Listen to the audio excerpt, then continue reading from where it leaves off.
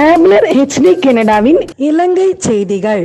கண்கவர் வான வேடிக்கைகளுடன் யாழ் திருநெல்வேலியில் மணிக்கூட்டுடன் இணைந்த புதிய அலங்கார தோபி திறப்பு.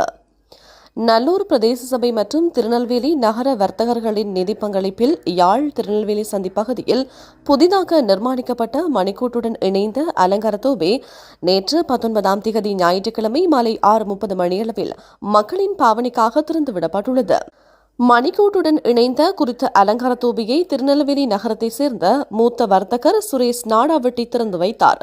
திறப்பு விழா நிகழ்வை முன்னிட்டு கண்களை கவரும் வான வேடிக்கைகளும் இடம்பெற்றிருந்தமை இங்கு குறிப்பிடத்தக்கது.